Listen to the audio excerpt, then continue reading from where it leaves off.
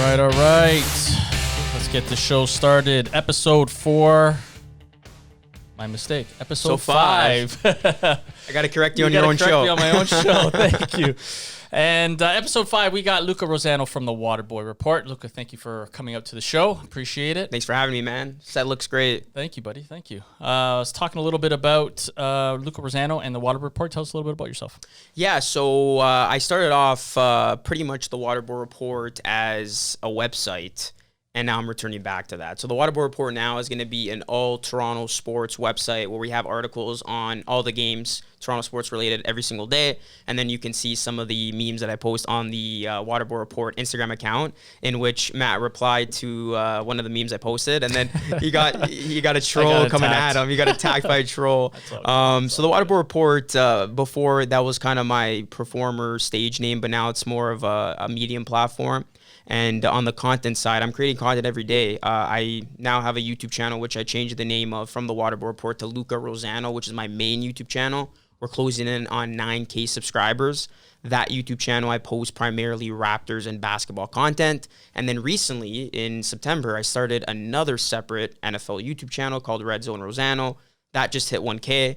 That's really taking off for me because of the NFL playoffs. 2 channels right now. Yes. Wow, that's brave, buddy. And the reason behind that, it is brave. It's very time consuming, but the reason behind that is I believe in order to be successful on YouTube, you need to be niche. Yeah. You need to have a niche. You need to be very specific. Because before, I was doing NFL content and basketball content in one. Now, it's good if you want to grow quickly, but I found a lot of my videos weren't stable in terms of viewership. Like one video would have like 200-300 views, and then another video would have like 10K views. I'm like, what's going on? Fans. Exactly. So I think or that too. So I think if you keep it separate, it takes a lot longer. It's more work, obviously, but I think you reap more of the benefit long term when you can get to that point where you have like a diehard fan base following your channel for that particular niche. So is your setup different, or it's the same?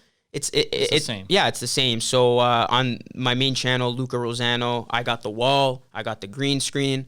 On with the Red Zone Rosano, the NFL channel, that's more of audio. So I have like pictures over top. I'm not on camera as much.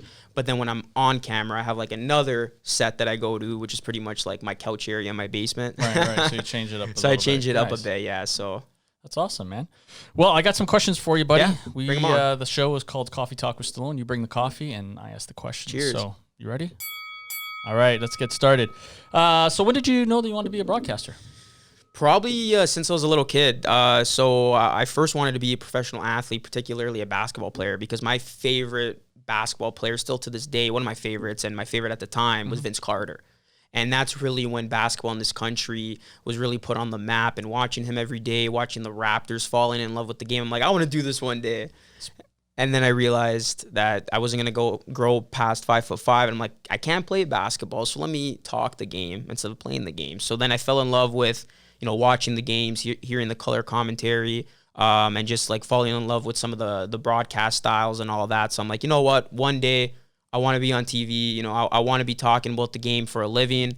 And here we are today. I'm talking about the game on the digital side. So we'll see where that leads us. So what was that like? Because I remember when you made that leap or that jump to say, I'm quitting my full-time job. Yeah. And I'm just going to go right at and do this. Yeah, so it's a day-to-day grind, as you know. You're a fellow entrepreneur doing a really good job, if I may add. Yeah, no, it's a grind, but I think the one thing you need is you have to have passion and you have to love it, because there's going to be a lot of bad days, especially out of the gate. You doubt yourself, right? Exactly. Yeah. You doubt yourself, and then you got to realize, like, how am I going to make money doing this? Like, I got bills to pay and whatnot. You're young still. Yeah, but like, you know what? Like, that was actually a big component of doubting myself, where I was like, can I realistically make money doing this? And I put maybe too much pressure on that aspect out of the gate. But, you stick through it, you ride the waves, and again, that passion and love supersedes everything, including the money part. Yeah, forget about the money. Yeah. I think I said this to you, right? You did. You just follow your passion. Yeah. The money will come. Yeah, and actually you did say that to me, because you actually were one of the, good people, part of my support cast when I made that decision to leave my full-time stable job to do this full-time, because you said you have a knack for this, you're passionate, you're talented, and you said those exact words. Yeah. The money will come. I remember. Just do your thing. And here we are today. this is gonna be year 3 of me leaving that full-time job and doing my thing. So I want to say thank you on the show. Oh, man, my pleasure. Thanks for giving me those words. It's one of those things. I had the same encouragement when I was going through my change and quitting my job, because you have that fear, right? Of I have a full-time income coming in. I want to try something different. I have to figure out a way how to make money at this. Yeah. Without losing the true passion of what it is that you're doing. Because what happens is people will try to follow their passion, and when they don't have an income coming in from it, like, am I really wasting my time here? Or should I do something different, right? And I can kind of sense that when I was talking with you, and I really want to kind of hit it home with you that you just need to continue pushing and doing what you're doing. You're an advocate for that, and I try to be an advocate of that, which is what you just said. Like, a lot of people, and I see a lot of people trying to make it big in this game, whether it's on Instagram, YouTube, they'll kind of ride the wave at the moment. Mm-hmm. They won't get the results that they want, so they'll start a podcast, a YouTube channel, et cetera, and then they'll quickly fall off after month 6 because their views are still like around 100 to 200 views, or they're not getting 100 likes or whatever on Instagram, and they quit. Whereas guys like me and you, long time work, we started at the bottom. We're progressively getting up there. We're still not where we want to be, but we're not quitting, and that's just a testament to just keep doing it, keep doing it. And you see it all the time. Like, it's cool to monitor too. Like, I'm always on YouTube checking old channels that are kind of blowing up. And it's interesting to see, because when you see a channel like 100, 200, 300, 400,000 subs, and you see their videos are bringing in monster numbers, you know what I tend to do to kind of get inspired? I go to like some of their beginning videos. So I scroll down their page of like their thousands of uploads. Should look at where they started. And then I see where they started, and I see 200-300 views. I'm like, oh, damn. Like, this dude was pretty much me, not too long ago. Exactly. Right. So it's definitely a long-term game, and it's like what Gary Vee says, right? You got to play the long-term game. You got to be in it to win it. You can't quit. That's the bottom line, right? Well, and again, be in it because you're passionate about it and you love it. And I keep saying this to a lot of people. It's, as long as you just do what you love, eventually it will come through. And if as long as you're having fun at it, and it won't feel like work. Like, you probably don't feel like you've worked a day in your life because you love what you do. So I can really appreciate that, and I see it from you. You look like this 25-year-old kid. You look younger than me. We go to a nightclub. He doesn't get carded. $50. So my next question I had for you, buddy, is actually one of the things that I found, and I saw this happen to you, is when you were on ESPN. Yeah. That was awesome. Yeah. That was like, as soon as that happened, I was like, dude, this is like, that's what I'm talking about. The break's going to come. Yeah. Little things like this, as long as they just start to chip away. So tell me a little bit about that. Yeah, you did say that. And then a couple weeks after, I get a call from a producer because they saw one of my pieces online that I had submitted about a hot basketball take that I had at the time. And the producer calls me, I was downtown actually filming a streeter with my videographer. And she says, are you available this Friday? Because we want to invite you on the show via Skype. And we want you to debate Stephen A. Smith, who is the absolute powerhouse of the media industry. I would just love to have a camera on you when you got that phone call. You should have recorded yourself. I should have done a reaction to that. But that was incredible, man. Like, the feeling leading up to it. I was nervous, but at the same time, I was more ready than nervous. It was the adrenaline, like, I belong here. I deserve to be here. And I'm going to show the world that I can, hold my own with a guy like Stephen A. Smith. And then I had a lot of people after the debate, congratulate me and say, dude, you did a good job. You held your own. And like, a lot of people thought I won that debate. We'll see now, because we debated like if LeBron's decision to leave Cleveland for the Lakers was a good one. Yeah. And I think if he doesn't end up winning a ring, I think I'm right on that. So we'll see how that's too good right now. And it's not, right? So but it was a cool moment, man. Like, definitely the highlight of my young career thus far, for sure. Yeah, well, that's your 2019 highlight. Yeah. To see what 2020 holds. There you go. For sure. So my next question I had, buddy, for you was, how many subscribers do you have right now on YouTube? Because I know when we talked, we were trying to scrape 1,000, and now you just said we're at 8,700. You're at? So I'm at 8,600. That's awesome. Yeah, man. What are you gonna do for 10K? You got to celebrate 10K. I was, I was thinking about that the other day. Like, what do I give away? I got to do some sort of giveaway. But it's funny because going back to that conversation, remember we're like scrambling, like, we got to hit 1,000 subs in order to monetize, or they're not going to allow us to. And like, we're like running around. For those of you that don't know, YouTube made a change where they said you have to have so many views or 1,000 subscribers. And Luca gave me a phone call and he's like, man, what do we got to do? We got to get, because I was just getting there. Yeah. You're at around 800. I was at 800. We're trying to get up. And it was around this time too, because I remember they made the change in February. I think it was 2017, 2018, one of those years. Yeah. Yeah, man. Yeah, we were scrambling to like, you know what? Hard. Fuck it. I'm gonna push you. You're gonna push me. Let's get some video content out there. And that's all it is, right? It's content. And like you asked me how I grew my numbers, it was content. Like every single day, or at least I tried to every single day, I put out something unique, new, and something that would drive viewership and subs. You started with doing the streeters. At first.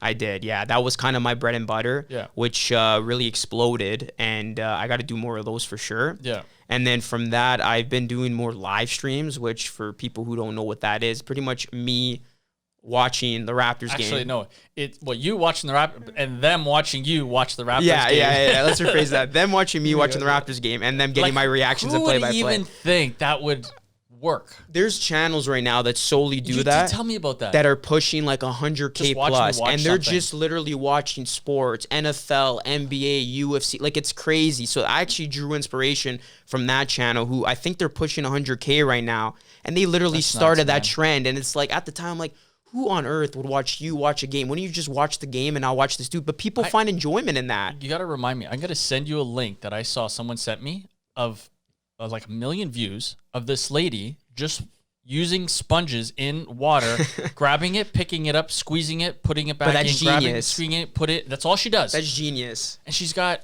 I don't know how many subscribers, 1,000. That's all she does. That's all her videos. Like, a lot of people have some fetish to it or something. I have no idea. Reactions is very big, and it's a big trend of 2020. Like, you know, people, I guess, you know, they love, they either better to do or that.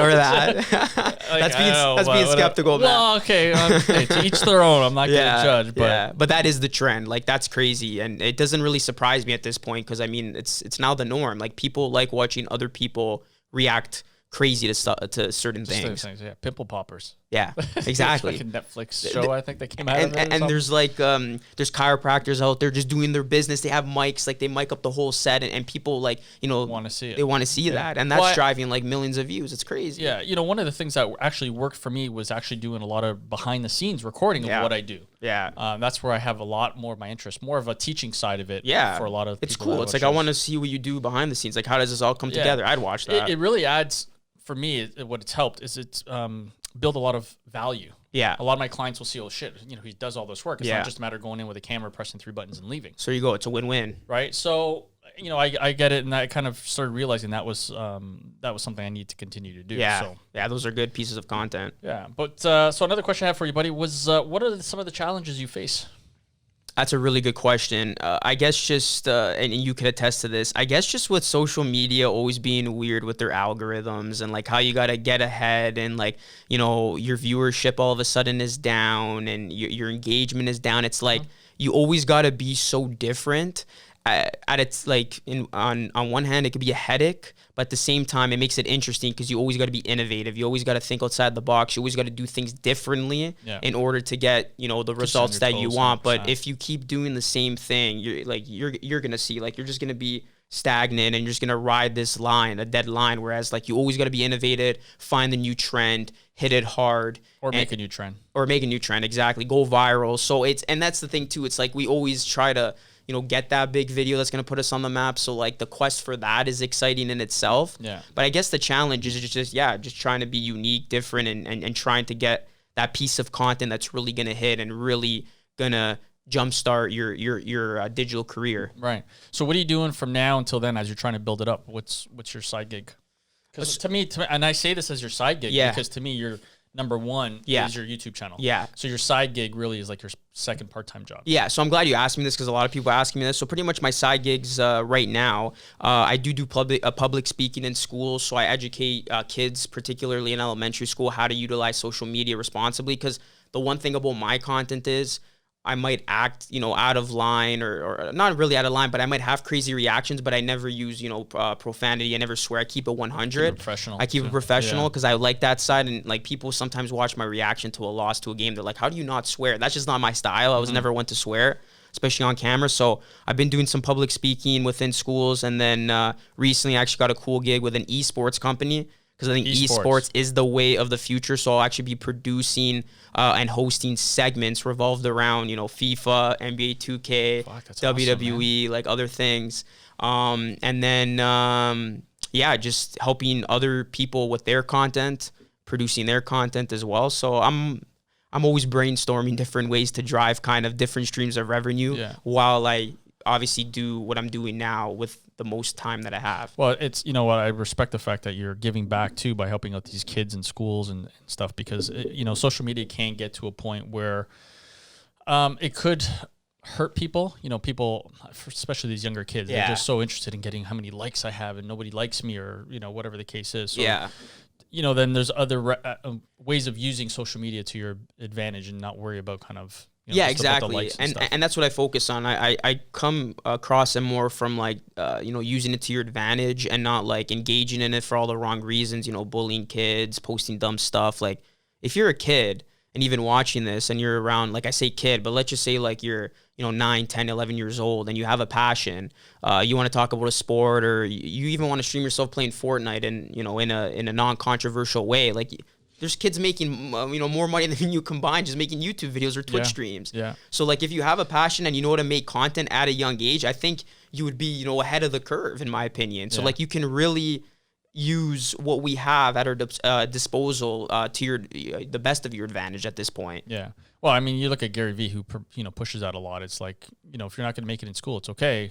Exactly. Just do what you're going to do. Exactly. It's very hard, you know, as a parent, it's very hard to agree with that sometimes, because you're always thinking, well, you gotta get a career and do this, you gotta get a career in that. But being in the industry and seeing, you know, part of how the social media world works and stuff, I get it and I understand it. So it's not something that I would be adverse to saying, you want to give it a try, go ahead and give it a try. Right? Let's stay on that, because that's actually interesting, because you are a parent. Okay, let's just say I'm your son. I'm a good boy. But let's just say, you know, I come to you and say, you know what, Dad, like school's not for me. I want to drop out and I just want to pursue, you know, video making full time, or I just want to try to be an entrepreneur like Gary Vee attests to. Like, how would you honestly feel about that? Would you still push for the education just as a backup, or would you say, hey, honestly, you're young, you're passionate, I know you're going to do good things and you're going to let your son kind of do his thing and you're not going to bother him? I think you're talking about two different generations. Like if you're talking about an older generation that, you know, came from Italy and, you know, they're maybe just not as adverse to society and what's going on right now, they're going to have a different approach. Yeah. Like, no, you need to be a doctor, or you need to be a lawyer, an accountant, or whatever the case is. I think for me, I would kind of lead the direction as it's good to follow your passion. Let's, you know, try to help you get to where you want to be. But in the meantime, you want to make sure you have something that is going to supplement your income right now. Yeah. Give you something to fall back on just in case it doesn't work. It doesn't mean don't follow it, don't push it. But if it doesn't work, you and I have to have a deal. I'm going to give you 2 years. If in 2 years it doesn't get to where the point where you're not living at home under my roof, eating my food, emptying my fridge, we need to reconsider what you're doing, right? I like that a lot. Yeah, I think that's fair. So I think if we have a game plan to say, you know, we're going to put a time frame on it, 2 years, 3 years, whatever the case is. But in the meantime, you still need to do this, this, and this. I think that's fair. Yeah. Right. But also being supportive. Yeah. No. And that's great. Like that's an A+ response in my opinion. And that's what I try to do as well with my own stuff. Like I try to be realistic too. Like I'm doing my stuff, I'm going all in, but I still have other things that, you know, supplement that income. Yep. And also I am giving myself a bit of a timeline. Like, okay, if I'm not where I want to be, you know, here or here, we might have to reconsider some things. So I think that really hit home with what you just said. But we could really reevaluate too. That would be the other thing. We can say, okay, listen, Luca, let's sit down. We're going to have coffee. Let's sit down and talk about where you're at right now with your channel. Yeah. When we first talk about this in year 1, this is where you're at. Now at year 2, okay, I've seen you built up to 8,000, 9,000 subscribers. You're making X amount of money. You know what? Let's extend it another year. That's fair. Yeah. If you were still at the same point you were at year 1. That's a good point. Year 2, you're done. That's it's a like, good okay, point. listen, you gave it a good shot, but you're not growing. Yeah, I think, the growth part is what you need to see, have to have 100%. growth. Yeah. And it's also not only growth in seeing the revenue come in your stream, but as a personality and you developing and changing, right? All that, it's a factor. Yeah. For sure. That's a good point. And don't be late. Don't be home by 12 o'clock. That was parenting talk with Matt Stallone. So tell me, what's your favorite sport to talk about? Definitely basketball. But football is right up there. So if I had to kind of rank it, basketball 1A, football 1B, and basketball obviously being NBA and football not being CFL. Sorry, CFL fans, but football being NFL, of course. So I would love if Toronto got an NFL team. Oh man, that would be awesome. Like I didn't go live, but when the Bills came here for those few games back in the day, like that was just awesome to see. I really think there could be a market here. I think NFL no, you know what I think? What do you think? I think there is a market here for the NFL. Yeah. 100%. Yeah. I mean, not everyone. There's a lot of people that travel down to. The reason why I said there might not be a market, because I am being kind of biased here, because I did do a streeter one day, and I literally asked, I'm not even exaggerating, and my video guy can attest to this, Joseph. Shout out to Joseph. We literally asked like 200 people like about like NFL related questions, and only like probably 10% of them could actually hold a conversation about the NFL with me. A lot of people didn't even know what the hell was going on. So that's why I said that. Okay, but did you ask them CFL questions?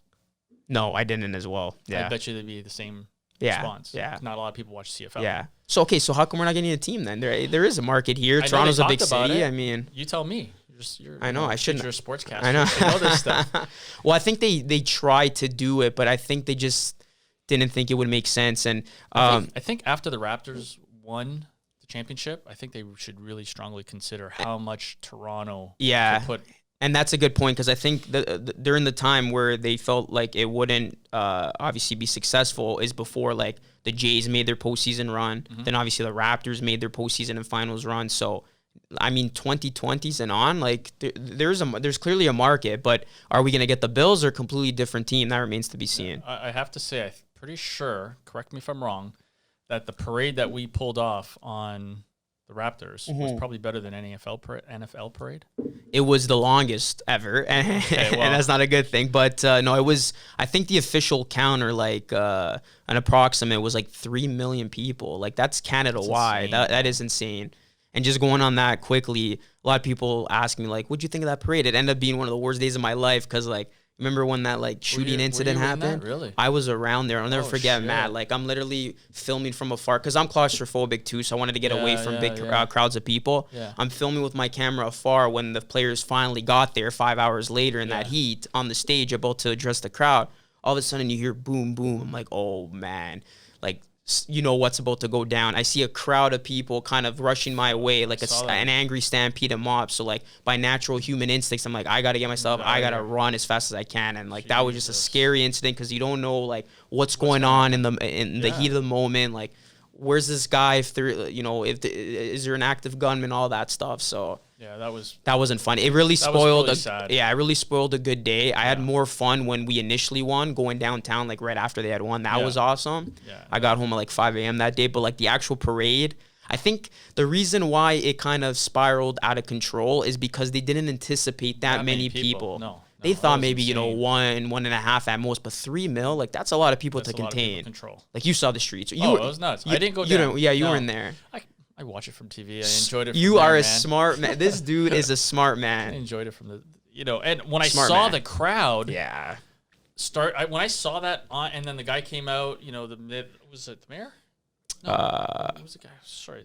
Forgot the guy's name. Anyways, the guy who came out and made the announcement and said, "Guys, there's something going on." Matt Devlin. Yeah, Raptors broadcaster. He's like, just calm down. There's such a situation, but then all of a sudden you can see at the back the crowd started going storming. It was bad, man. Oh man, that's terrible. Yeah, come on. Yeah, you have to be an idiot. No, literally, like I even said to myself, like if the Raptors were to win again, I'm watching it from home. Like I'm taking your game plan on that, because like it's nice to be there, but at the same time it was a long day, it was hot, and then I still can't get over how some parents had their little like newborn babies there. Like, are you kidding me? No. In that heat, like it was a hot day that day, and I remember too there were so many people that everybody lost cell phone reception, because there was a radio station, York 24/7. 105.9 the region. They want to do a hit with me live from down there, and I was on the phone and I couldn't hear the guy because my line completely shut down, because there's so many people. So much stuff going on. That's crazy, man. I didn't know you were down there. Yeah, I was. Yeah. Thankful that nothing happened. That's long day, man. Yeah, long day. That was crazy. Okay, buddy. So my next question for you: who do you look up to as a sports commentator? Definitely Stephen A. Smith, because you look at his story, and I posted it too I think it was on the Waterboard Report as like an inspirational meme thingy. Mm-hmm. He literally started from scratch. Like he was literally broke, you know, he worked his way up and now he's making $10 million a year. Like his latest deal that he inked with ESPN last year, he's making $10 million a year to talk about sports. Like that is absolutely insane. That is the American dream, in my opinion, being a sports fanatic. Well, I think the American dream really is just he's doing something that he loves. He's getting paid for it. Exactly. And not only that, but the way, like all the trials and tribulations and even doubts that he must have had on his way to getting where he is today. So I definitely look up to him from a story standpoint, not just because he's making all that money now. That's obviously a huge added incentive. And then I guess from a Canadian standpoint, I've always been a Tim and Sid guy. I think they do a good job. Show. Yeah, they got a good show. Yeah. But because there's a lot of female broadcasters that are really there are. Yeah, their weight. Yeah.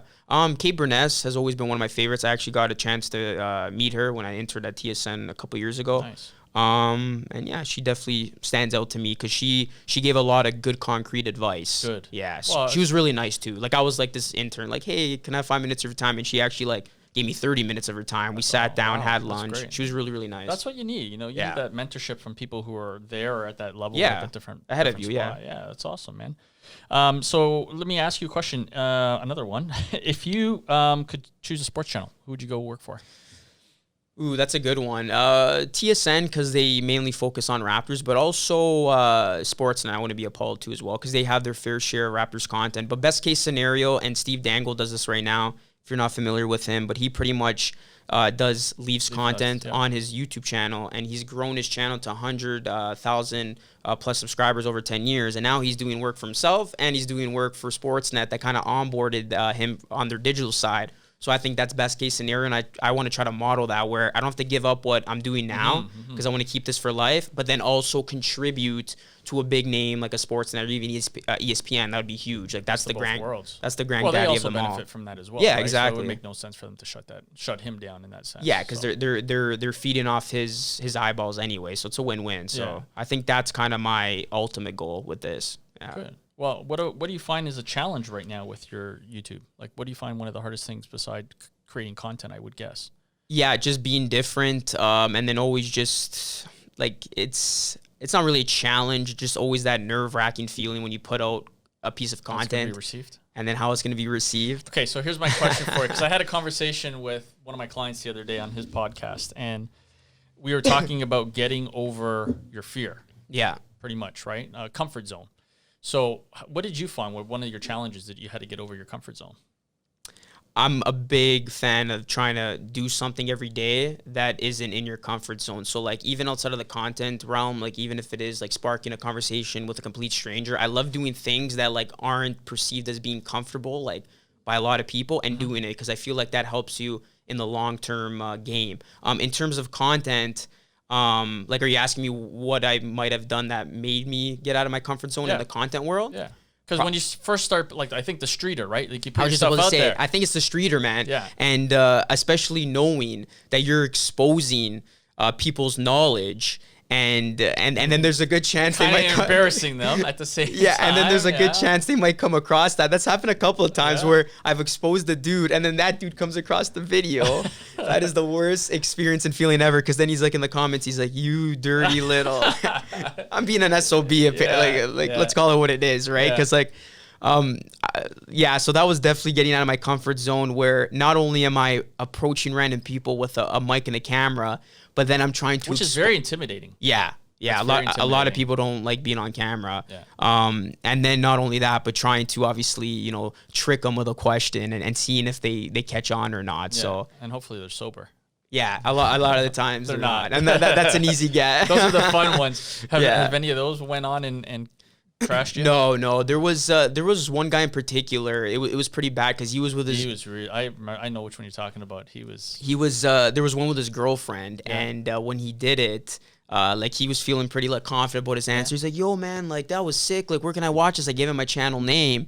And then I uploaded it, and I'm like to my video guy, damn, I shouldn't have given him like the business card to the channel name because he's gonna see this and he's gonna see the title exposing bandwagon fans. Oh, this is gonna be pissed. Yeah. And then, of course, a couple of days later, he finds it, and then he writes something nasty, and that was that. Well, what's he gonna write nasty about? You're drunk. You answered the questions the way you did. Yeah, exactly. Fault, right? Yeah. No, those were a lot of fun. I definitely got to bring those back to streeters, and I still get like random people to this day like, "Yo, man, that was sick." Like when you expose that Maple Leafs fan or that Raptors fan. The challenge with that, going back to the challenge question, which is how can I be, different? Because like how many times are you gonna expose the same fan base, right? Right. Like it. Well, there is an idea. You just give me an idea for you.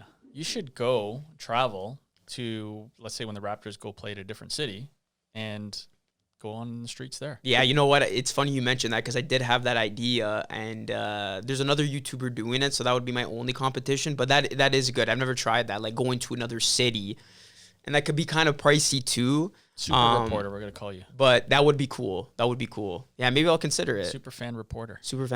I did one around playoff time as well. Put a little different spin on it. Like, I mean, we're in the finals when I did it, so it's definitely a segment I want to bring back though. That would be pretty cool. Yeah, you get somebody to sponsor you on that. Yeah, Air Canada or wow, you're giving me ideas. On the plane, you start asking people questions. You get to the game. You going to the Raptors game? All right, let's ask you some questions. Everybody's gonna hate me by the end of this. I already know. But listen, you need haters to succeed. That's right. So let me ask you. I'm going to put it out there right now. Basketball. Who is going to be traded? Who would you like to be traded? Yeah, it's funny you asked me this because I posted a video a couple of days ago. I got buried alive in the comments. People coming at me saying, "You don't know what you're talking about. Like, who is this guy?" Do you stand by it? I stand by it, man. Listen, I make bold predictions, but a lot of times when I say things, like, I mean it.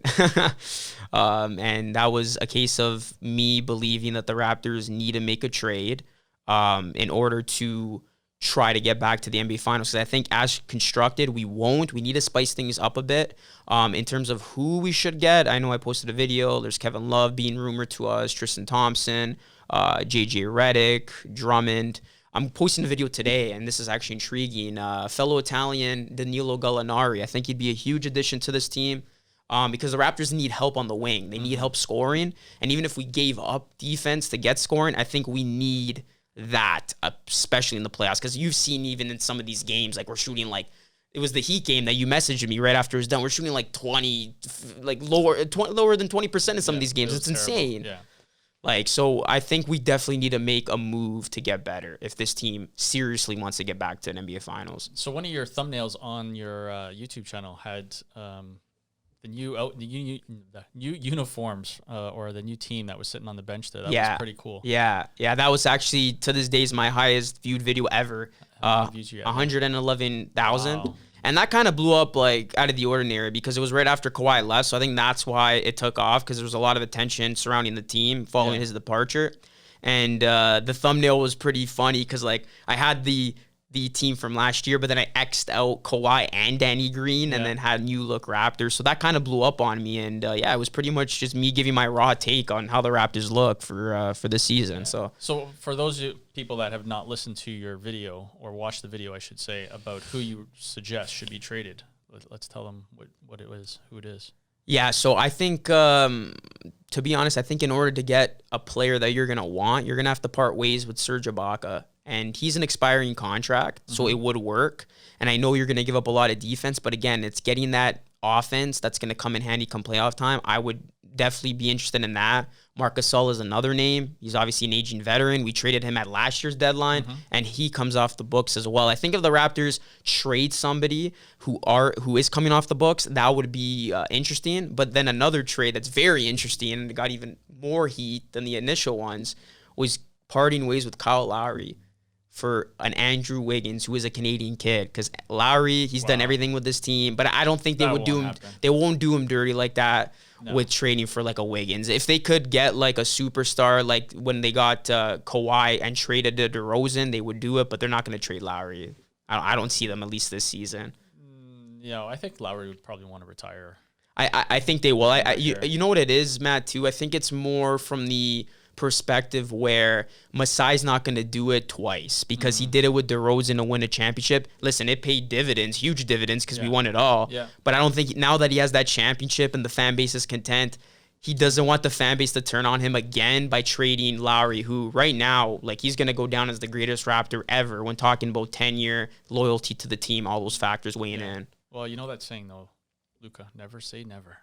You don't know, man. Never say never. You never know. That would be pretty sad. I think Raptors fans would go crazy worse if we than traded DeRozan. him. Yeah, I think That'd be so. a lot worse. Because that's following a championship year, and Lowry's literally seen like the lows of the lows on this team. Yeah. But listen, you know, man, like the NBA, like any sport, like anything in life, you got to do what's best for business.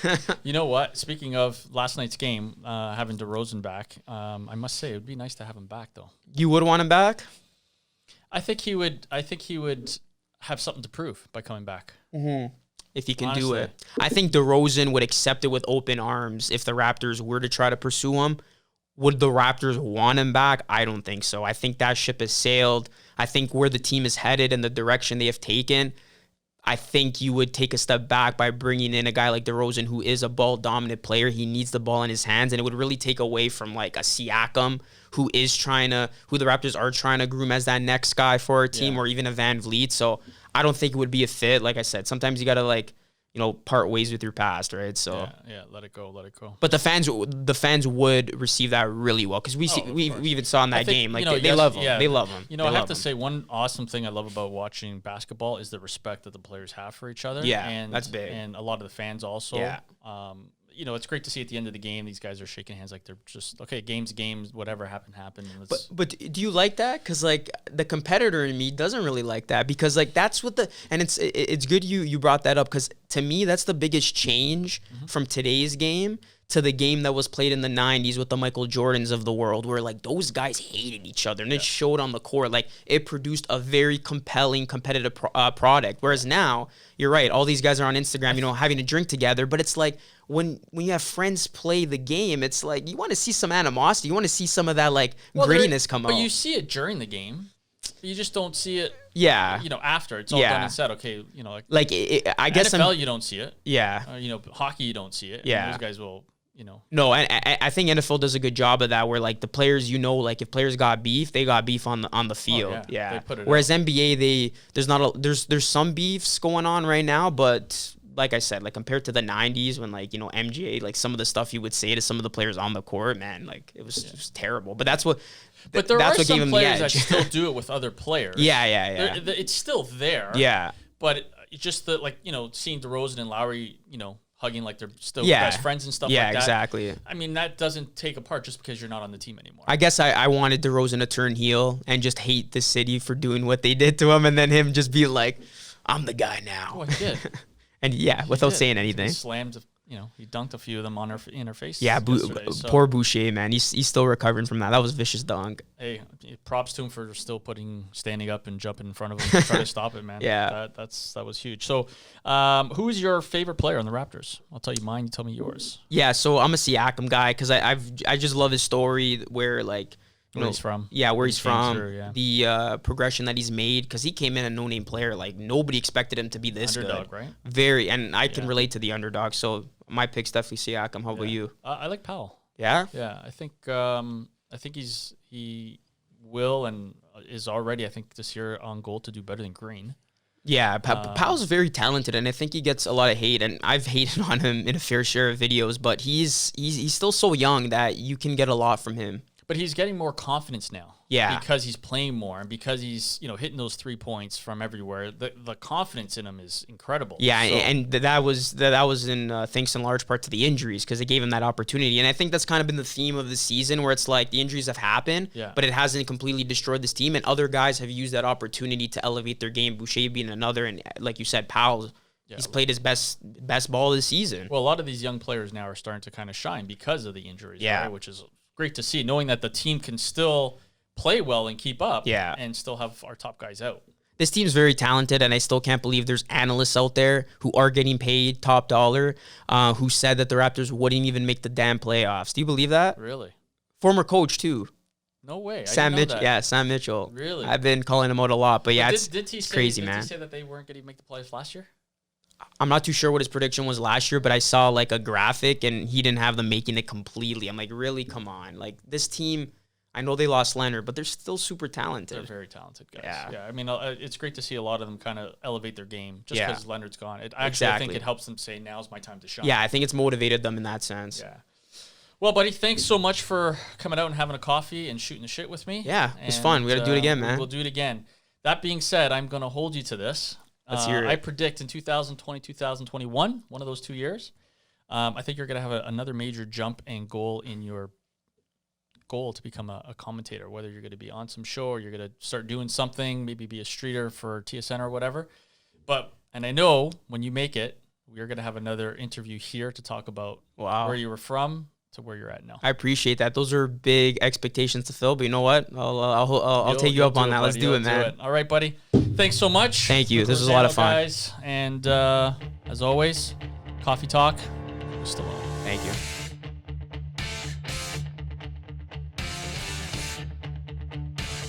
So if you like that video and you want to see more, make sure you like, subscribe, hit the notification bell, and don't forget to follow us on Instagram and Facebook.